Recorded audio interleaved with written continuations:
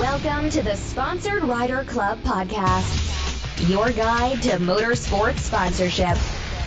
Here's your host, Josh Weesey. Welcome to episode 60 of the Sponsored Rider Club podcast, which is powered by ImpactFuel.org. My name is Josh Weesey, and I'm here to guide you through the complexities of motorsports sponsorship. Tell me that today I have another youth racer and his mother. Carla Sims is on here to talk about his world of UTV racing, and his mother, Carla Sims, who basically runs a lot of his motorsports sponsorship program, is here as well. Now, before I get into the structure and the interview, I would love to get your feedback and also show iTunes that we're serious over here with this show. So what I've been doing is reading reviews from iTunes so that you have an idea of what listeners are saying. And then if you decide to leave a review yourself, I will read that in the future on one of these shows. So this one comes from Robin McLean. Awesome show. I enjoy listening to Josh's interviews with these riders. Give it a shot if you're interested in the business of motorsports. I would love it if you went and checked that out. That would be phenomenal if you left a rating review. It seriously helps this show grow and reach more people. Also, whatever podcast player you are on, please subscribe. That way you don't miss any of our upcoming guests. Specifically, our next one is Christine GZ of Dynamic Racing. We actually recorded this episode while she was in Barcelona, Spain, where she lives. So it's pretty cool to be able to record 6 hours away. If you want to get insider access to the upcoming guests, go ahead and check out the Sponsored Rider Club on Facebook. This episode is brought to you by four awesome companies. SolderWeld, they produce game-changing metal bonding technology products. TopThePodium.com, they're experts in motorsport sponsorship. Bold Racing and Suspension, they're a family race team and custom suspension experts. Armor Kote, they make products that basically simplify your cleanup. And I also want to give a shout out to some of our other partners, including MBRP, HMK, Studboy Traction, and One Stop Performance.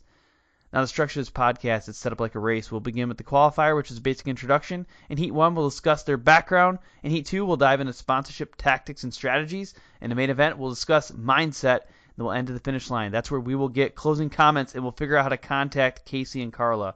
Without further ado, let's hop in. All right, well, welcome, everybody. We are featuring some awesome guests on this episode of Sponsored Rider Club podcast. That is Casey and Carla Sims. So I'm not going to, tell you guys too much about them because I want them to do that. So Carla, let's start with you, and then Casey, I'll have you follow up with an introduction. Hi, everyone. My name is Carla Sims. I'm Casey's mom and the manager of the Sims 188 racing team, and we live in Vista, California. Perfect. Casey, what about you? Hi, everyone. My name is Casey Sims. I'm 13 years old, and I've been racing a Polaris RZR for 3 years now.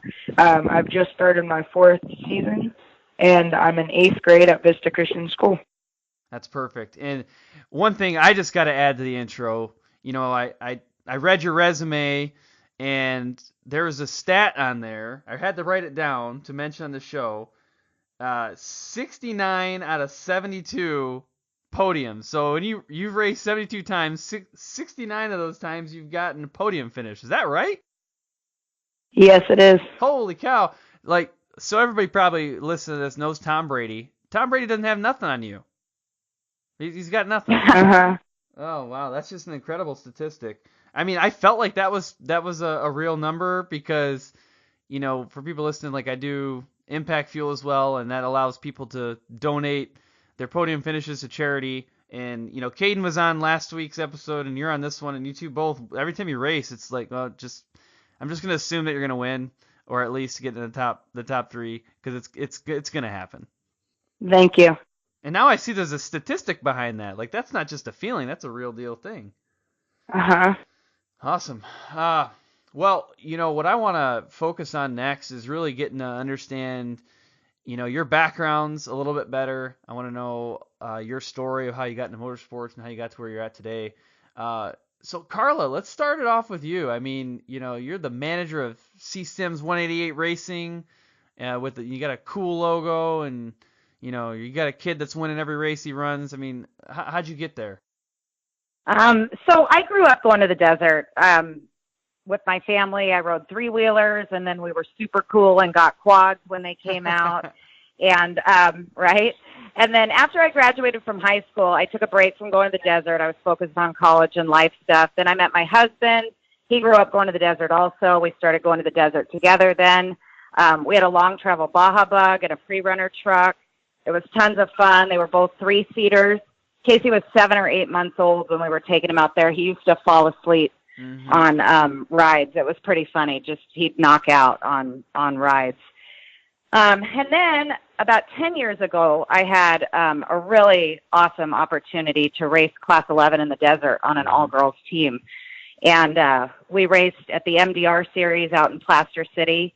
And then we did 2 of the breast cancer benefit races in Barstow, California, and that was a really cool thing to get to be a part of. And we still make it out to the desert. Casey and my husband and I, we make it out at least a few times a year, not as much as we'd like because our race schedule's pretty busy. But my parents still go. Casey often goes with them. My brothers and their families go out now too. And off-road's just always been a part of my life. Definitely. One thing that I want to point out, well, there's actually 2 things. One is that of the races that Casey's run in the past 3 years or whatever, I mean, you just said it's a busy schedule. It is. That's 72 races, right, in about 3 years? Yeah, it's a super busy schedule. We're gone a lot. We're gone a lot of weekends out of the year. We have a couple of weekends in a row, and then we'll be home for a weekend and then back on the road again. So, but it's been really great for the 3 of us. For our family, the 3 of us, it's great family time, and they're awesome memories that we'll have forever. Yeah, definitely. The other thing that I wanted to point out is, how you're talking about taking Casey out and he's falling asleep. My kids cannot stay awake for a minute in my Razor. It's incredible. Yeah, Casey couldn't either. He would just knock out. We had headsets in our Baja Bug, and we used to put the headset on him, and he would just, he would knock out in the Baja Bug. So I've got tons of pictures of him there, and great memories of all that when he was young too. Yeah, it's crazy. I mean, it'll be 3 minutes onto a trail, and I live in Michigan and a lot of trail riding here, and they're just completely out. They don't experience any of it. They just sleep the entire time, and that's how I used to be when I was a kid. Snowmobiling, I'd be toast instantly. It blows my mind because I couldn't have slept in there. The shocks, especially in the Baja Bug, the shocks came up through the body. I don't know how he used to go to sleep, but he did every time. Yeah, that's wild. That's wild. Well, Casey, what about you? Tell us your story. So I've grown up going to the desert. I started riding a quad when I was 2 years old, and I've always loved off-road. My mom and dad tried to get me into sports, but nothing ever interested me. I had heard about a 170 race in the area, so I really wanted to go and watch it. And I saw it the first time I watched it. I loved it. And I begged my parents to get a car, and then we finally got a car. And I started racing in the dirt series, and I loved racing, and pretty much that's it. Oh, that's awesome. I always get curious of how people make the transition, and this is probably going to be a Carla question, but how do people make the transition from hey, this cool new Razor thing is fun to play with for my kids, and then all of a sudden it's now we are racing? I mean, how does it even go from one stage to the other? Well, for us, it actually was a racing thing right off the bat because Casey, he did grow up going to, he's grown up in the desert. He, started riding a quad and a little bit of motorcycle riding, and of course, going with us and in our vehicles. But for him, he didn't have that. We hadn't done that for him yet. Yeah. But when this came up, that's what I want to do. No, that's cool. That's very cool. I'm waiting to see what my kids are going to do. For people listening, right now, I guess I should tell the year. If you're listening to this some other year, then this isn't going to make any sense. But so this is January 25th of 2018, and I've got a almost 3-year-old and a just now 5-year-old.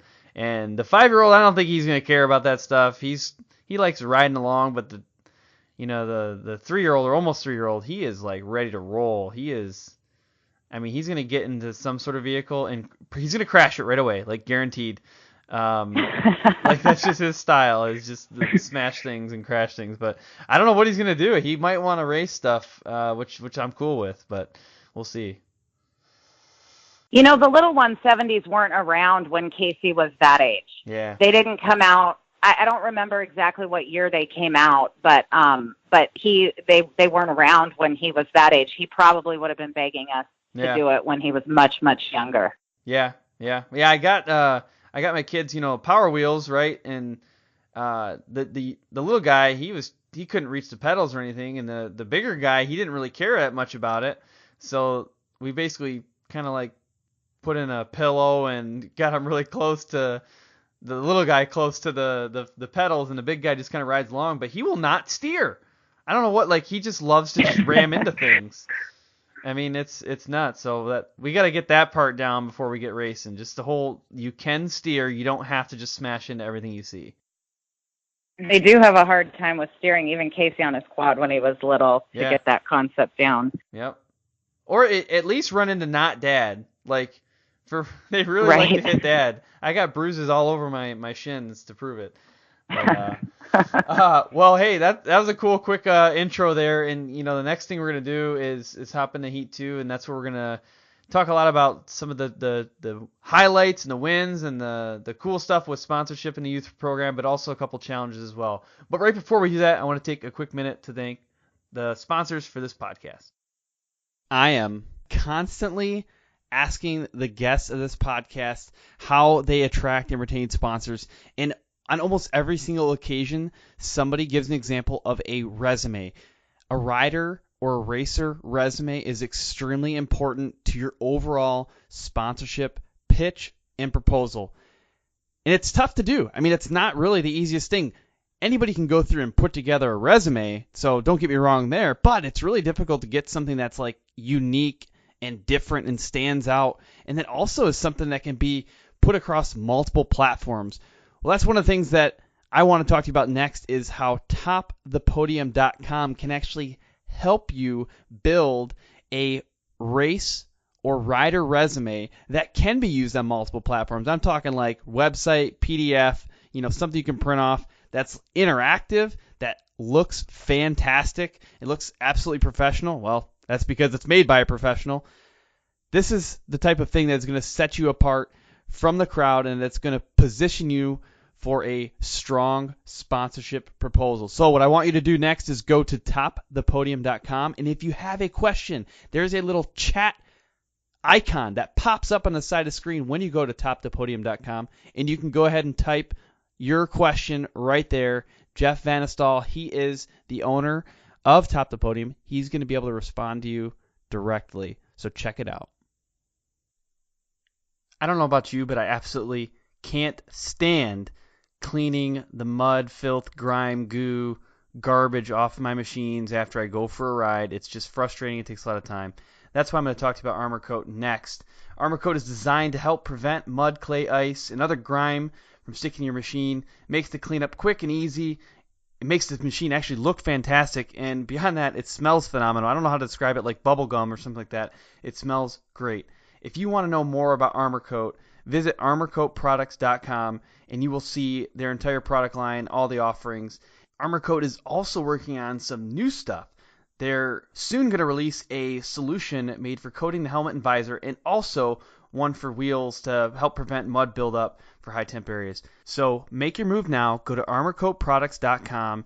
Make a decision that's going to allow you to shorten the amount of time that you spend cleaning so that you can increase the amount of time that you spend riding and racing. Have you ever been out on the trail or at the track or in the middle of the desert and something breaks?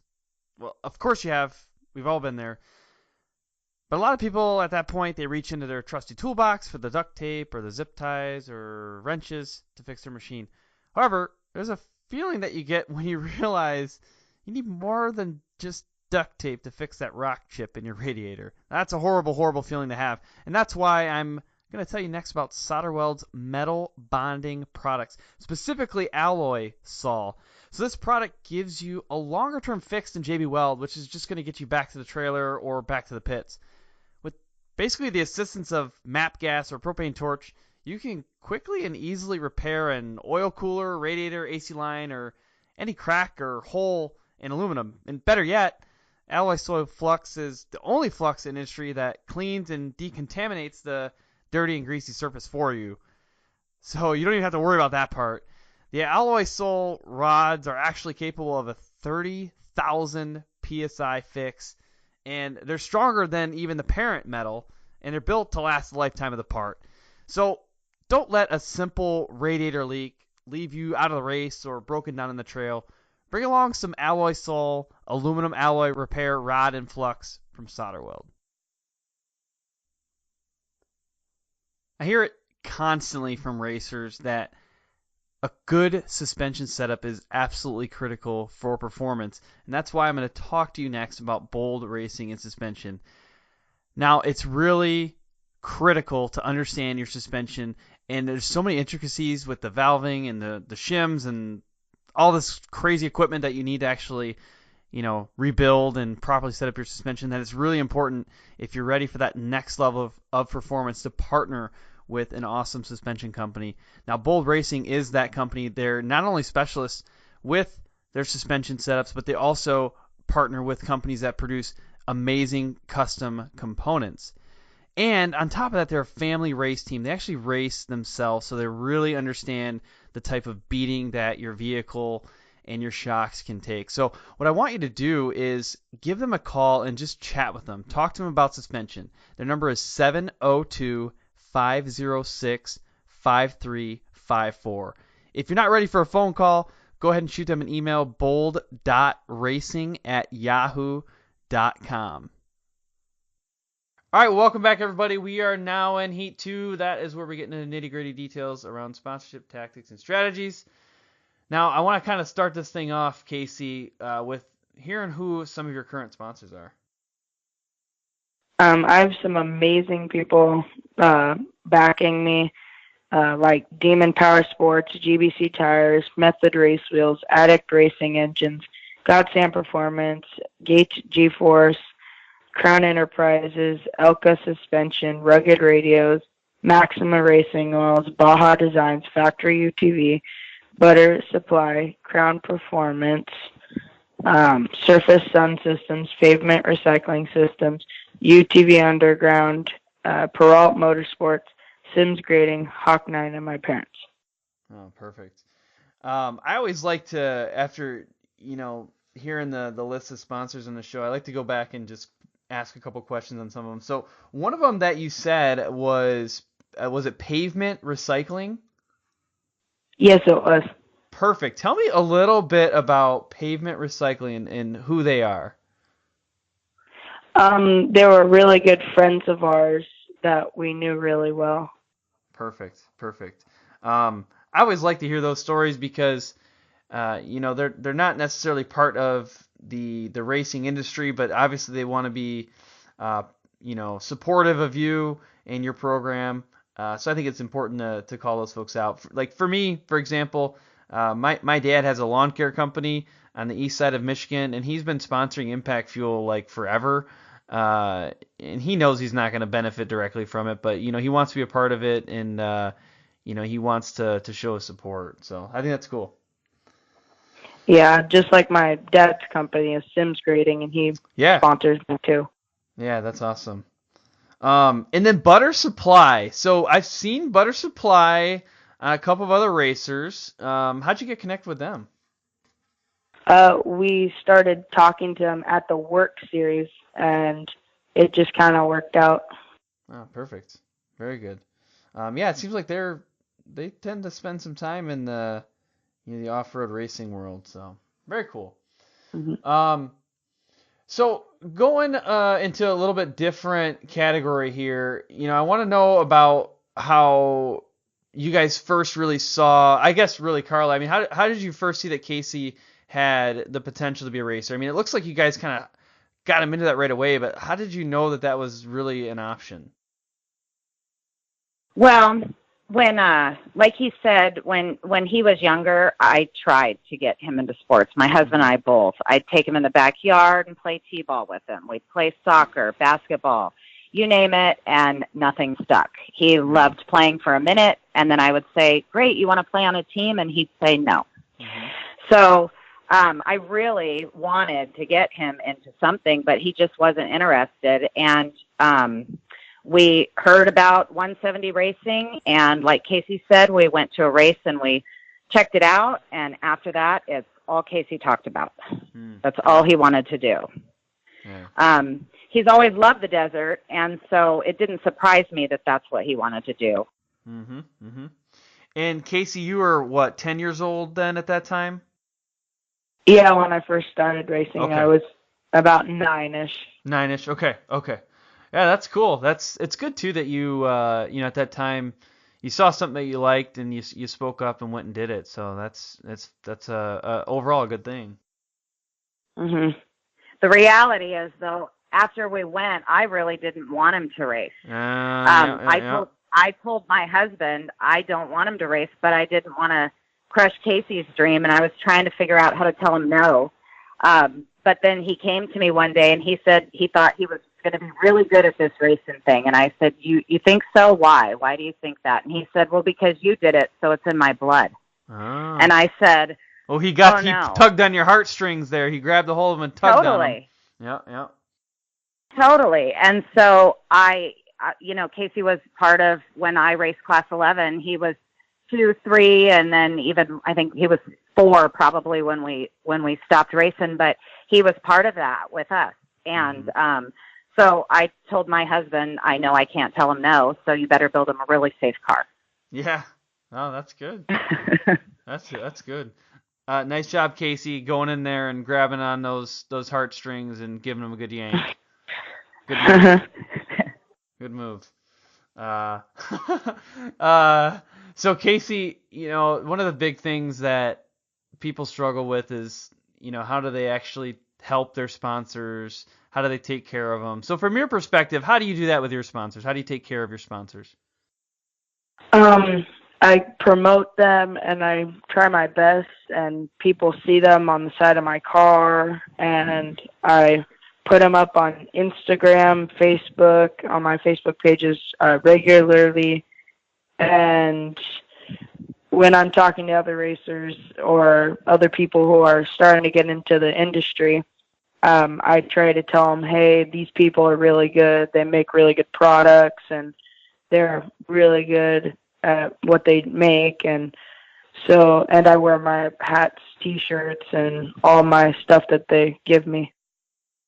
Yeah, those are really good examples. One thing I liked that you led with, you said, I like to tell people that I like to say they're really good people. So you said the people thing before the product. And I honestly feel the same way. I mean, sometimes I've talked to people on this show before, and I'm like, man, I don't even care what you make right now. I just really like you as a person. So what do I need to do to support your brand? Like, there's a connection piece there that I think is pretty important. So it sounds like you at least recognize that, and you're able to promote that a little bit too.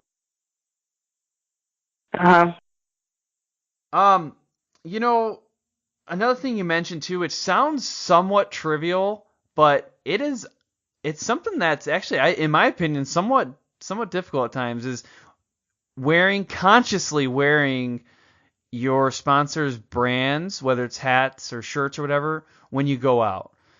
Because I know that's something that I started doing, a while back too, where I used to wear random stuff. I don't even know what I used to wear back in the day. Like, I'd go through my closet and pick out some random shirt that, didn't mean anything to anybody, and I'd wear that. And now I'm very conscious about, like, where I'm going, I was like, well, if I'm going to, snowmobiling, for example, I went snowmobiling this weekend. I was like, I'm going to make sure that I have my MBRP shirt, and I want to make sure that I have all my HMK stuff, because that's what's going to be relevant to the people I'm going to be hanging out with this weekend. And I was like, plus I feel cooler when I do it. But right. I mean, it's something you got to think about, though. You got to think about that. That's all Casey wears, except for his school uniform, because he does have to wear a uniform for school. But that's all Casey wears. I never buy him shirts, hats, sweatshirts anymore. Pretty much the only thing I have to buy him is shorts. Yeah, right. Yeah, that's interesting. That's a very interesting thing.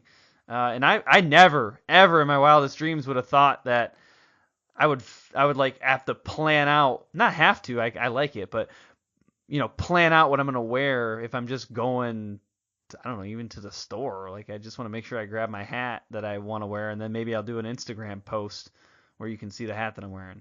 It's interesting. Yeah, that's what we do sometimes. Oh, that's awesome. Well, Carla, a lot of things we have talked about so far have been a lot of the highlights and the good stuff. But I mean, what's some of the challenges? In a youth racing program, getting sponsors for that. I mean, what do you run into as some roadblocks? So the first year that Casey raced, sponsorship for us was almost non-existent for the kids. It was his first year, so he didn't have a resume built, and youth racing was like really just starting to take off. Yeah. We were lucky if we had 5 or 6 cars at a race when Casey was first racing. We got through that first year, and then I was able to put together a resume for him with some of his accomplishments. And the three of us, my husband Casey and I, figured out who we wanted to send his resume to. And I researched a lot about race resumes and what companies look for when they're considering people for sponsorship. And we had met people in the industry, too, over the last year, that first year, and we were gathering a lot of information and just learning about the way the industry works because it was so new to us. We built him a car, but then you go out and then you want support. So how do you do that? It was a challenge at first, but after that first year, when he had some accomplishments under his belt, he was a bit more marketable then. He wasn't just a kid starting out. He actually had something to show for what he had done. So it became a little bit easier at that point to try and obtain sponsorship. Mm-hmm. So you mentioned that you did a lot of research around what companies really look for in sponsorship. What did that look like? What research did you actually do? So I went online and I just started Googling racing sponsorship, racing resumes, anything that had to do with that. I Googled and I looked on a lot of companies' websites in the industry to see if they had any pointers or any tips. A lot of the companies suggest that you send a progress report or a report card with your race resume package. All of them said, make sure you include pictures. A headshot is super important in addition to actual racing pictures. And letters of reference, believe it or not, from people at your school, or if you go to church, if you volunteer, anything like that can show your character is super important as well. That's very good. I really quickly just Googled, motorsport sponsorship and racing sponsorship, and yeah, there's a number of companies that link directly to their page. And one of them has an article, right, that someone wrote about the secret to getting motorsport sponsorship. So there's definitely a lot of things out there with a little bit of Google. I was kind of hoping, because I haven't Googled racing sponsorship exactly, I was kind of hoping that my podcast would show up, but hey, we got some work to do there. It will, Josh. It will. Don't worry. But yeah, there's a lot of resources out there. I greatly encourage utilizing Mr. Google. A very knowledgeable source. Good. Yeah, so basically, note to everybody, do some research. If you're stuck, you're not sure what to do next, check it out. Yeah, it was really helpful to me because I truly had no idea what I was doing, but I know that if Casey wanted to continue, we were going to need some help and we were going to need some support. And after that first year, we decided to build him a new car for his second year. And so it gets expensive. And so yeah, I really did a lot of research and figured out what the best way to go about it was and what was really important to companies and what they looked for. Mm-hmm. Yeah, I think that's really good. Casey, so I think we know some of the reasons why sponsorship's important, but from your perspective, why is it really important? I think it's really important, sponsorship is, because I couldn't, or my parents and I couldn't do this without sponsors. And it's really, and like my mom said, the first year we pretty much had to do it with nobody sponsoring us. So it's hard to do it because the money and where you gotta like get it somewhere. So we figured that we needed sponsors. Yeah, I always get curious when people talk about their first couple years, their first year struggling and trying to get a sponsor. Like, how do they get through that? It seems like in a lot of the examples, they get enough support to say let's keep trying. Like, there's some promise here, and then the next year they get a little bit more, and next year get a little bit more. Did you guys experience it at all? I mean, you made it through that first year, but were there ever doubts at that? Well, are we actually going to really make it? Is this really going to be worth it? There definitely. There's always doubts, and there's more challenges too. Last year, Casey moved up to the 800 class, so when I sent out his resume again, we had companies telling us, well, he did really great when he was in the 170, and that's awesome, but we're only going to sponsor you 50% now because we don't know how he's going to do the next step up. So we had companies that, we had great support from, and then they said, he did really well, and we love Casey and we love you guys, but we don't know how he's going to do. So we're going to drop you to 50%, and we'll see how he does. And you're grateful for it. We completely understood where they were coming from. But that was a challenge as well that we faced. Wow. I wouldn't have thought about that, but yeah, I mean, it makes sense, right? If they know at a certain point when he's in the 170 class, like, yeah, you've already proven this. This is a guaranteed that we're going to, our car is going to be on the podium 69 out of 72 times, right? We already know this. But yeah, now we got a new class, some more competition, probably some older competition. Yeah, that's interesting. That's very interesting. Exactly. Yeah. Mm-hmm. Casey, stop growing, dude. You got to back down that growing thing. You could be like, 6'4" and 225 pounds racing a 170 and just like crushing kids. Is that? I could. That's awesome.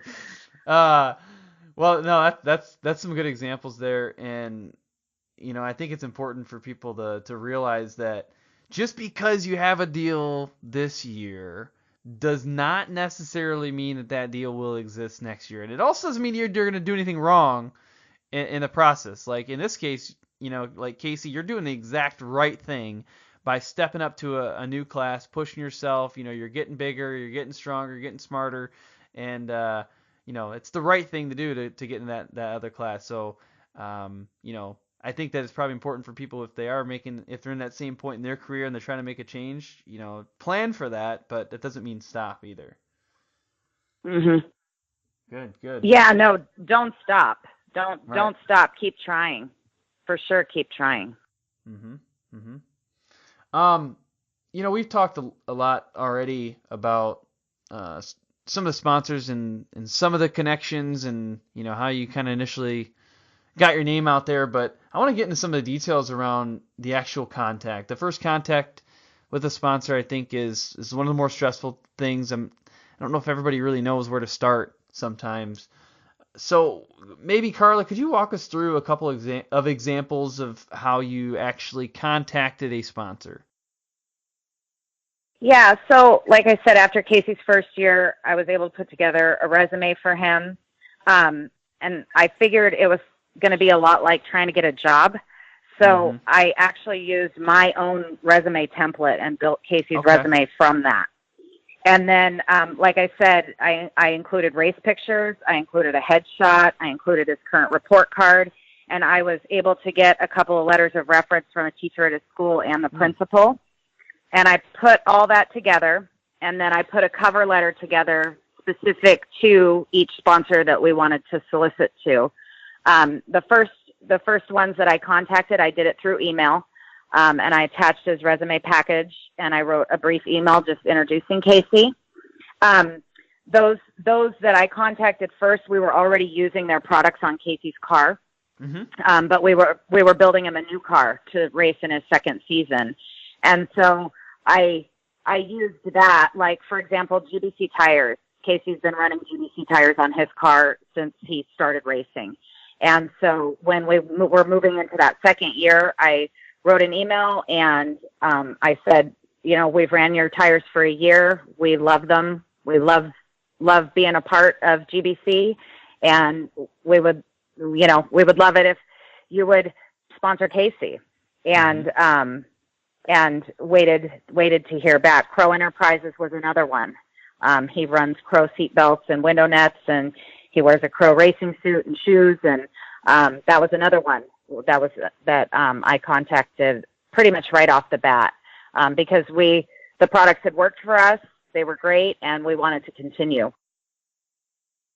Yeah, that's good. I think looking at what you already like is probably a really good starting point, and probably also from an expense standpoint, you might want to look where your most critical wear items are, and like tires, right? I mean, you burn through a set of tires pretty quickly, especially if you're doing 72 races. So, you got to have a strong sponsorship support from that standpoint. So, it sounds like that's a good starting point there. Yeah, and some of them gave him products, some of them gave him a discount. We felt fortunate, and we were just happy to have any backing at all. Mm-hmm. Yeah, definitely.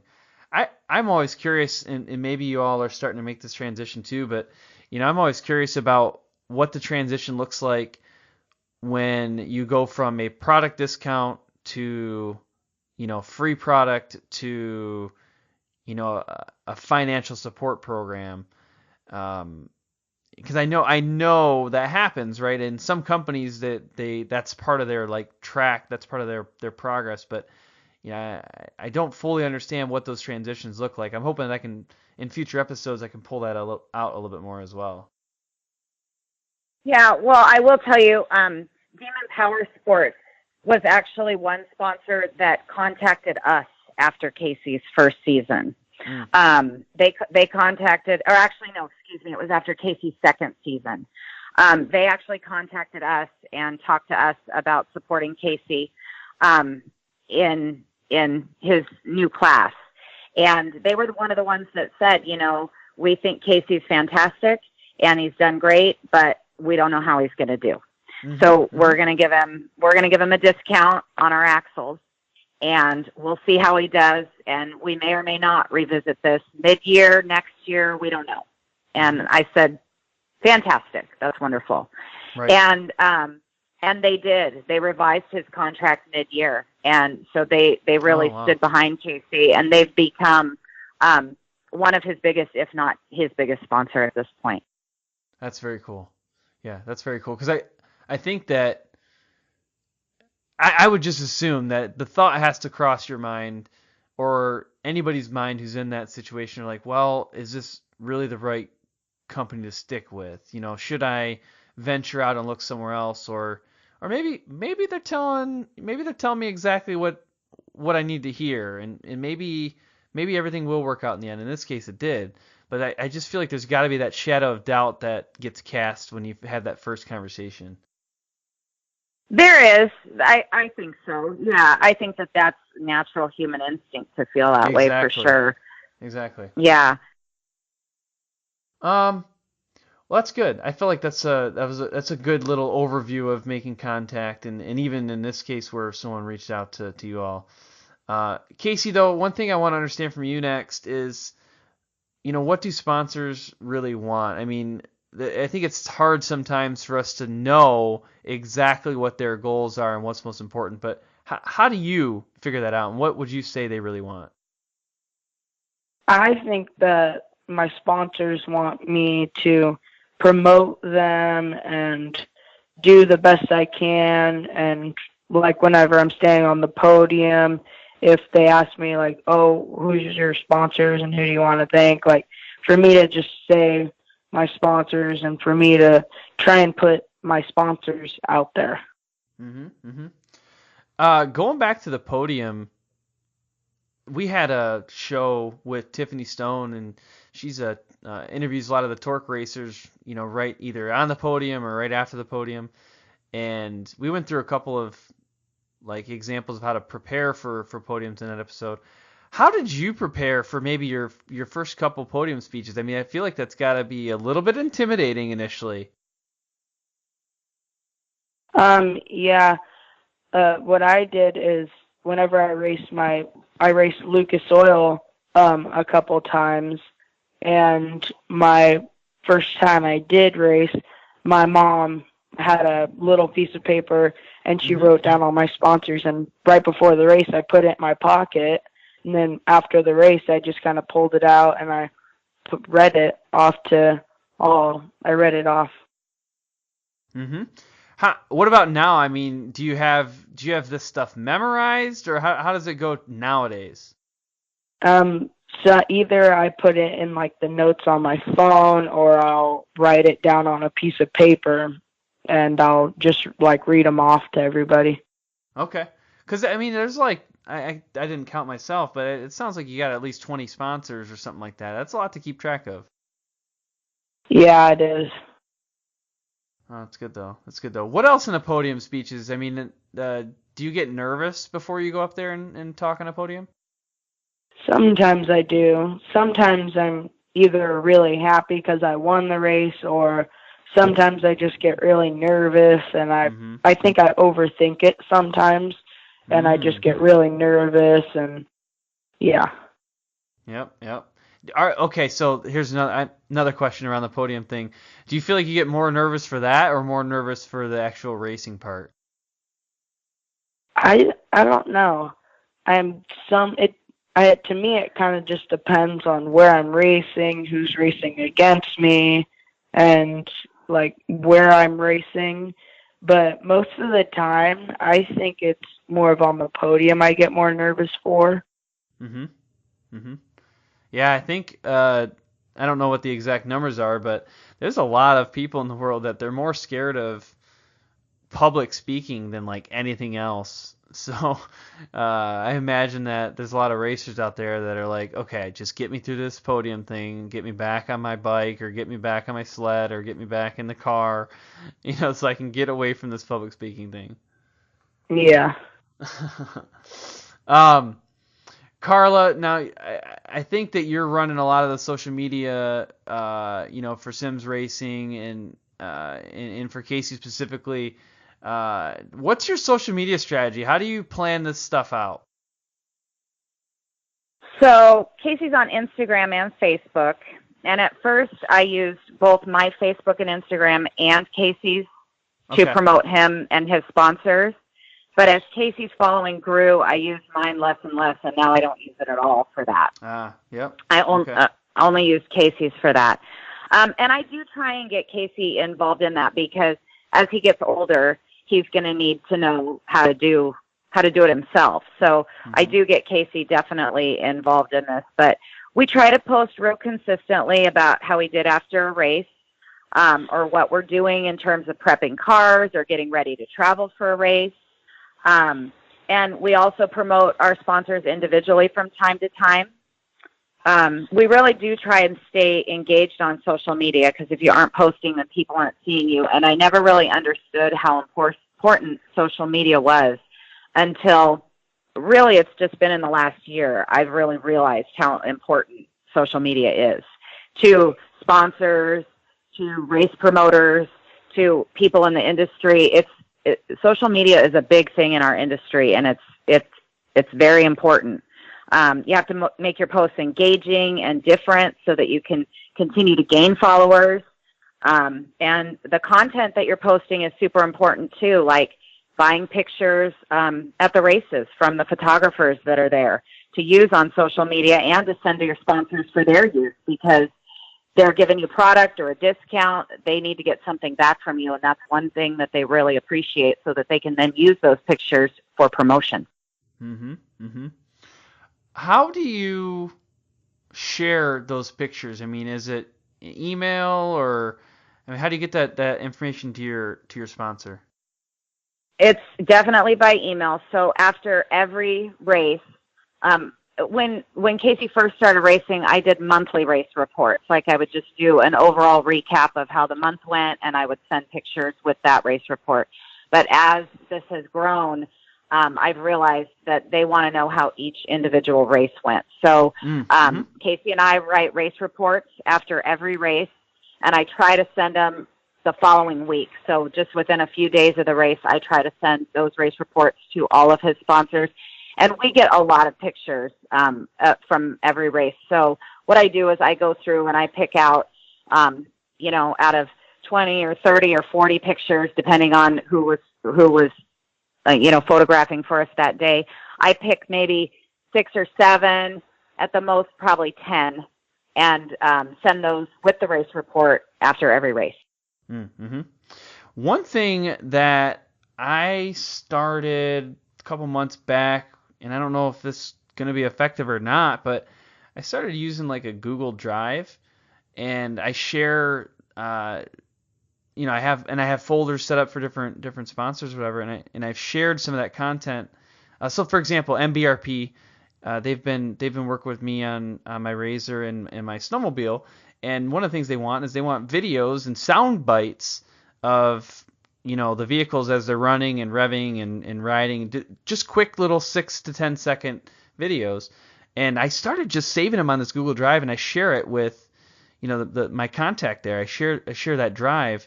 That way, they can go in whenever they want and pull stuff. And I got that idea from a couple of other folks that have come on this show, where they'll share, like I ask a lot of times, hey, can I have a couple pictures to use for promotion, blah blah blah, and they've actually had these Google Drives that they share with me as well, and it's really kind of cool. I can go in there and pick any of them and work that way. So that's a kind of an interesting concept. I don't know if it might work in your case, or maybe if people are listening, they might want to give something like that a try too. No, it absolutely works, and I do use Google Drive from time to time. When my files are too large to send in an email, I use Google Drive. Yeah, that's a very good point. The only thing that I wonder might be a downside is if you probably need to remind people, like, hey, I just uploaded a new thing to Google Drive, go check it out. That might be the only thing, is it might look like if they forget, which I mean it'd be very easy to forget. I'd be curious if you have to send reminders. I send the race report as well in an email. Right. So right. So that's a little reminder, if you will. I guess it's telling them that it's there. So. Mm-hmm. One thing that a person started doing recently, Megan Meyer, she was on episode 52. She's an NHRA drag racer. One thing she started doing is she basically publishes her race reports as part of a blog, and she promotes that blog as well. So it's kind of cool where she'll publish it out to everybody. I think a lot of people maybe put it on their own websites too, but I thought that was pretty cool. She shared that with me, and she's actually a pretty good writer too, so she gets a decent amount of following on her race reports. Yeah, that's fantastic. I do try to put Casey's race report up on his Facebook and then promote that we've put it on his Facebook. We don't have a website yet, but I'm sure that will be in the works soon. It's something that we've been talking about doing. Yep. But yeah, it would be fantastic to put it out there. I actually learned how to write race reports just from reading them. I figured that out through Google as well. Perfect. Because what's a race report? So that's how I figured that out as well. So I appreciate the people who put them out for all to read.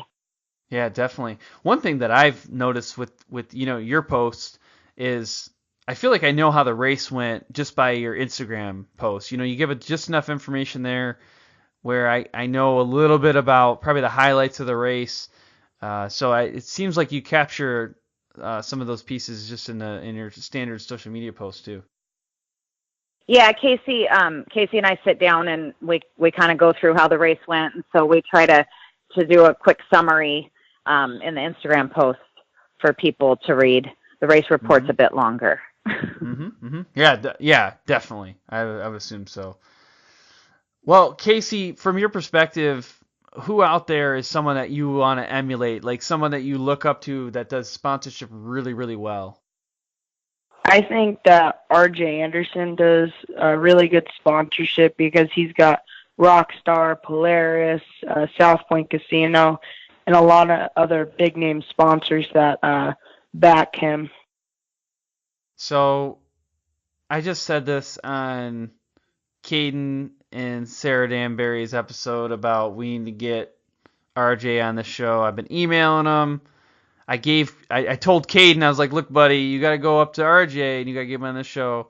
I told Shelby Anderson the same thing, Josh Martelli, Matt Martelli, Joey D. We're so close. Can you guys push this through? Can we make this happen? Yeah, I we'll need try. your commitment. No, there's no try, only do. Straight from Yoda. That's a quote from Yoda. So you got to make it happen. I don't know. I never thought that I'd We'll bring try, out a Yoda Josh. quote. We'll try. Oh, too much Star Wars. It's impacting my podcast now. Okay, so RJ, what about anybody else? Is there someone else that you think is really good at this stuff? No, nobody really that I know of. RJ is a standout. Got it. Check. Carla, from like a financial standpoint, we talk a lot about return on investment, and a lot of sponsors, that's what they honestly want. Like, I just want a return on investment. So how do you deliver that, or how do you show that there's a return on investment for them? Well, we try to deliver a return on investment through promotion, exposure, and feedback to the sponsors too. So we do race a lot, and Casey, by racing a lot, Casey does give his sponsors a ton of exposure, both at races and events, because we'll often go to events. If one of Casey's sponsors wants the car in their booth, we'll take the car. So we try to give them as much exposure as we can. But the sponsors also want feedback. They want feedback to better their product. They want to know what's working, what isn't working. I think that's important to them too. And then Casey mentioned earlier, we often, people will ask us, what tires are you running? What wheels are you running? What shocks are you running? What belts do you run? And so just by being able to tell them, hey, this is what we do and this is what we use and it works awesome. We try to give them a return on investment by promoting them that way as well, and hopefully those people will go buy their product. Yeah, I think that's a really good point. I wish that there was a way, and maybe there is, and I just don't know what it is, or I haven't heard the example yet, but I wish there was a very clear way where you could track that stuff. Like, you knew that you created, 15 tire sales in 2017. Like, I don't know how you would track that outside of some sort of affiliate link. I don't know, but that would be sweet, huh? If you could walk up to your sponsor and say, "Hey, I produced $18,321 in sales for you in 2017." Right. Well, I would love that. I would love to know. I truly would. I would love to know what we're doing for them, because we're very, very cognizant about it, and we do try very hard to promote them, because we're extremely appreciative that they back us. Definitely. Yeah, maybe one day, maybe there's an opportunity for us to create that somewhere in this world, but that would be sweet. Especially me, I kind of like data. That'd be pretty fun to share that. But, in lieu of that, I mean, we know that there's a lot of qualitative feedback as well, where people, if your sponsor is happy, they're most likely calling you and saying like, wow, hey, thank you. I had two or three people called me and were interested in my product because they said they heard it from you. So I think that's what we got today. That is what we have today. It's good. Next thing I want to do is talk main event. Main event is where we get into a little bit of mindset stuff, because honestly, we need to mentally prep for sponsorship and racing, but we definitely have to have our mind in the right place. So Carla, back to you again. What I want to do, I think what's really important from the parent standpoint is they have to get their mind right about their kid going out there and racing. You said originally, like, I don't even know if I really wanted them to race at first. So what's it like right now? He goes out there and running, especially now he's getting in bigger cars and stuff like that, going faster and probably bigger jumps. I mean, how do you feel watching all that? Now I love it. But at first, because I did not want him to race, I was really, really nervous. I will never forget his first race. And I reacted completely different than how I thought I was going to. I thought after the first race, I was going to say, we're done with this. We're not doing this anymore. I can't handle it. And instead, he took off the line, and I was like a maniac. I was like, this is the coolest thing in the world. It was a feeling I had never felt before. And it was so cool to see him do that. So the worry went away, and then I was super excited. As a matter of fact, after his first race, I sat with my husband and said, I think you need to make his car go a little faster. And my husband was laughing at me because that was so awesome. Far from where I was, 45 minutes prior to that. So I had no idea that I would be as into it as I was and as I am. There was always a worry, though. Casey moved up to the 800 class last year. I was worried sick about him. But the worry wasn't exactly the same as it was at first, because I know he's a good driver. I think he's so talented. And so the worry wasn't exactly the same, but absolutely there's worry. There's worry about longer races. At the works races, I can't see him half the time now because the courses are so long. At the World Championship, he raced a 17-mile loop, 3 of them last year. That was nerve-wracking. But I have faith in Casey and his abilities, and so that the little bit of that worry goes away. No, that's good. That's good. Casey, one of the things that I worry about with racers that are still in school is, like, how do you balance all that? I mean, it's a lot. School alone, I think, is a lot of work. How do you do that? Balancing school and racing sometimes can be pretty hard. But what I do is most of the time my teachers will give me my work before. I'll tell them in advance, oh, I have a race. Can I have my work now? And they'll say, sure. And they'll help me with it if I need help. And if I don't need help, they'll say fine. And most of the time I'll get it done and I'll give it to them before I go. But sometimes I'll need to study or do work on the road because we go to Utah and we go to these far places. So I have time in the motorhome to do stuff. And luckily I've been able to stay on the principal's honor roll. And my dad always tells me, if you don't get good grades, you're not going to stop racing. I'm just going to slow your car down. There you go. Which is even worse, right? You're like, man, if I'm going to race and lose, like that's rough. That's rough. Yeah. So to put this into a little bit of a perspective here, I just look at the numbers. If that means if you're racing 24 times a year roughly, that's 24 times, at least 24 weekends that you're probably asking for your assignments early.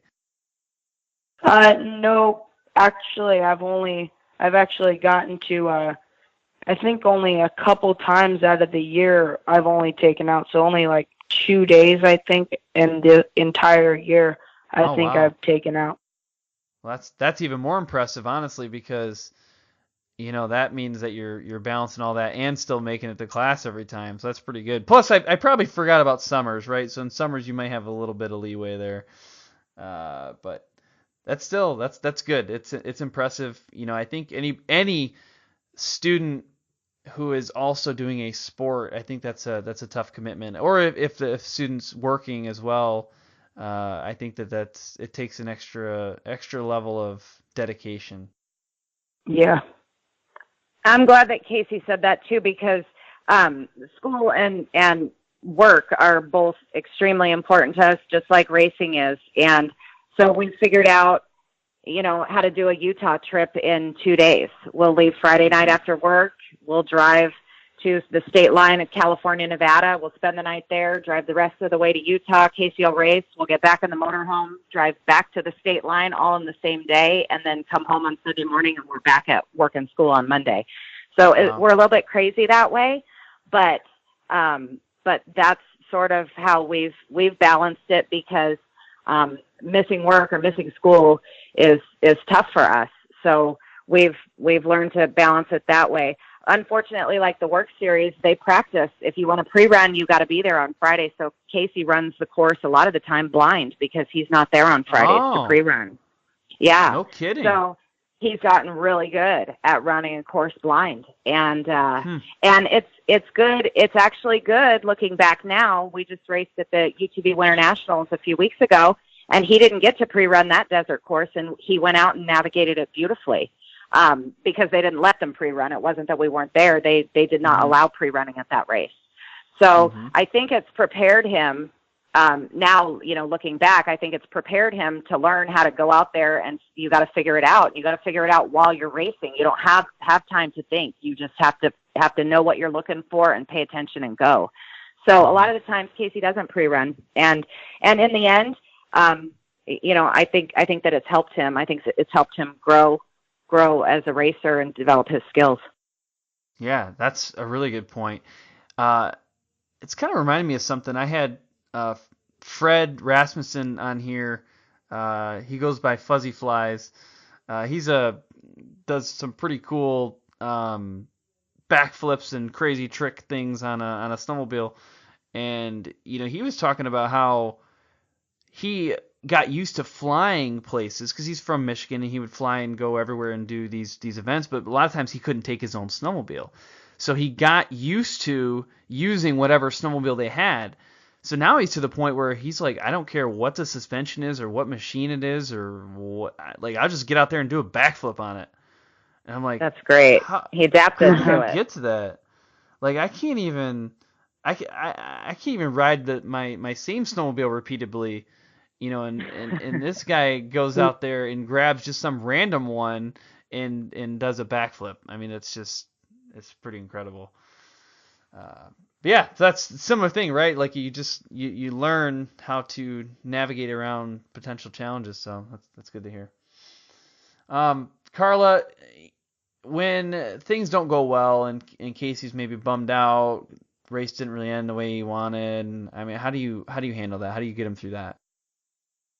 I'm not the best person to get him through that, because I cry. Oh. I'm so emotional about it. It's such an emotional thing for me. I'm so invested in it, and I can't help it. Oftentimes he'll go, Mama, why are you crying? And I'll go, I don't really know, but I know I'm sad and bummed right now.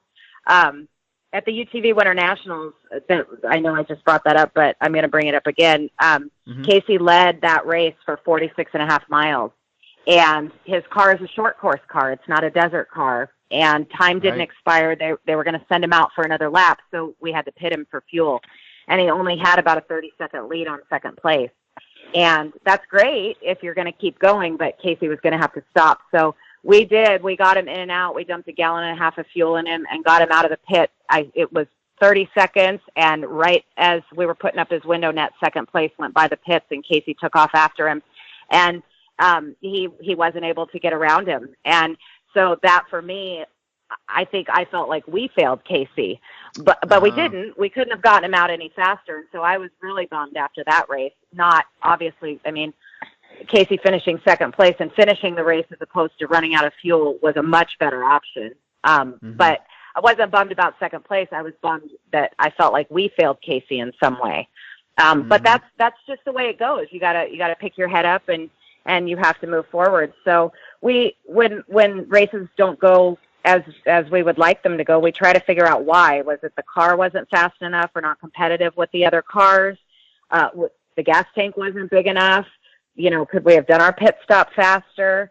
And once we figure that out, we try to make the changes before the next race. We often will have a family meeting at dinner, and we'll talk about what we're doing, strategies. My husband might make modifications to the car, try something new to make it more competitive. But without challenges, we've learned you don't get any better. Yeah, that's a very good point. I actually have a couple things I want to kind of pull out of that. So one is actually starting with a question. Who would you say is more aggressive or more invested in the outcome of the event? Do you think it's the soccer moms or the racing moms? Oh, I don't know. Probably the racing moms. That's a tough one. I don't know, but I haven't been to soccer games, but I don't know. I think the racing moms are pretty invested. I know quite a few that are. Yeah. It's an interesting one just because I think everybody can picture like a soccer game or even it's a football game where there's like this angry, like wild parent that's screaming in the stands, and I don't know if that's the same with the racing world, but probably on these bigger races they're not going to hear you screaming, so what does it matter? But I don't know. It's just something to think about.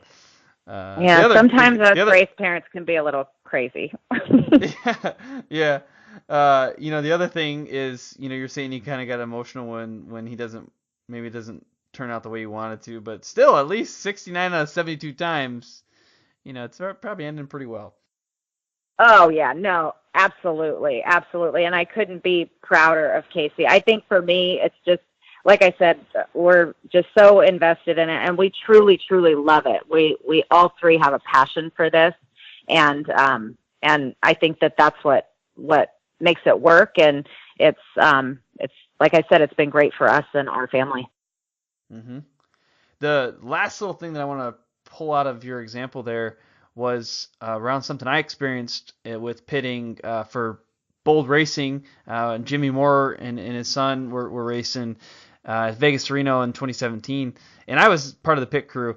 And you were saying like, yeah, we felt like we let them down. Well, honestly, as our pit crew, we kind of botched one of the pits, and it was our first time as a group together, and we just had a communication error, and we ended up burning them on probably 15 minutes, 20 minutes. I don't know what the time was, but that was tough. But and I know I felt like I let them down, but the great thing that came out of that was when everything was all said and done, Jimmy and all of us sat down, and he was like, oh, no worries, we're just going to figure out how to not do that again next time. And it was all about how to get better, not about blame or anything, because it was pretty obvious that we just botched it. And but that wasn't where his mind was at. His mind was at, like, how are we going to get better for next time? How are we going to tighten this thing up? I know, isn't that cool? Because that's where Casey's mind was too. Casey didn't, he didn't understand why I was upset. He asked me, why are you upset? And I hugged him and I told him, that I felt like we failed him. And he said, no, you didn't fail me. You didn't fail me at all. It's just the way it worked out. So, that's where Casey's at. He handles things much better than me, I think. That's good. Well, Casey, earlier I asked you who you thought was really good at sponsorship, but now I want to know who inspires you. Brandon Sims and Dustin Jones inspire me. Mm-hmm. They're both desert racers, and I love desert racing. I've gotten to know Brandon Sims' family over the past few years, and they're amazing people. At the UTV World Winter Nationals a few weekends ago, I got to hang out in his pit and help him in the pits, and it was really cool, and I hope someday I can be as good as the both of them. Oh, that's awesome. And awesome last name. Sims. Yeah. How can you go wrong? How can you go wrong at that point? I know. Good. Everybody always thinks we're related to them. Everybody always asks us, are you guys related to them? No relation. We just share the same last name. I totally thought you were related. Totally. Yeah, everybody does. When Casey won the UTV World Championship in 2016, that's actually when we got to meet the Sims family.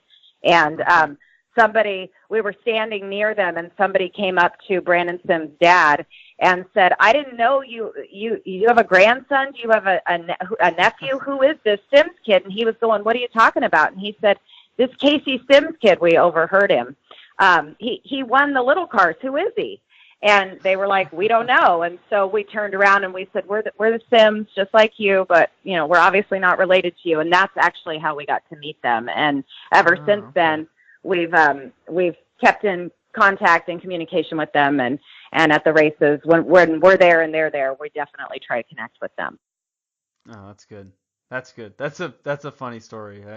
I wouldn't think there'd be that many Simses that are out racing, but apparently there's at least two. There's at least two. Yep. Awesome. Well, hey, we're going to kind of wrap things up now at the finish line. Carla, what I'd like you to do is kind of summarize one thing that you feel the listeners need to take away from the show. I think in youth racing, you have to keep it fun and you have to keep the kids engaged.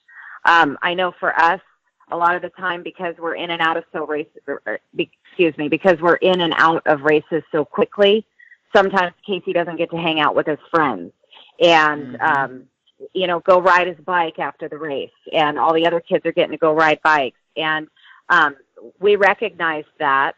And so we do try to make it a point to, if we can, we stay the night or we go the day before if we can, and we can work that out, so that Casey does get to have fun, because racing itself is fun, but when you're running around and it becomes crazy, it becomes not fun. And so I think that the most important thing to keep kids engaged in it is keep the fun in it, because they are kids.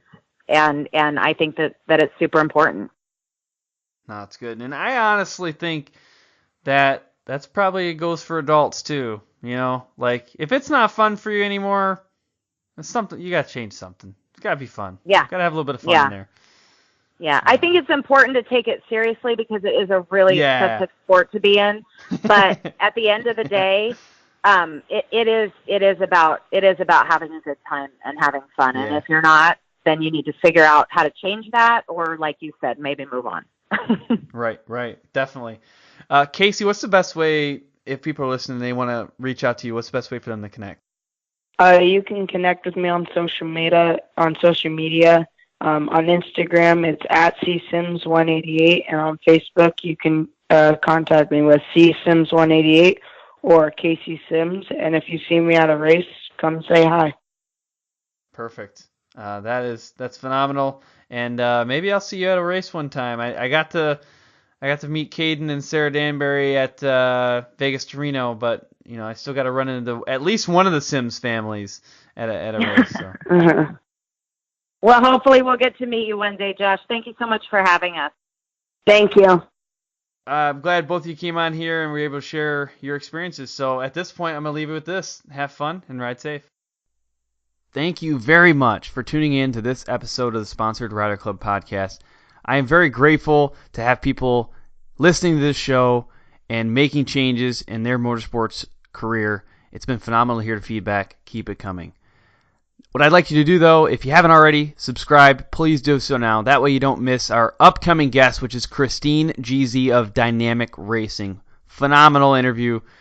She definitely knows what she's doing, and she's been all over the world. Really cool story. So tune into that next week. Also, head over to iTunes and leave a rating and review. That would be phenomenal.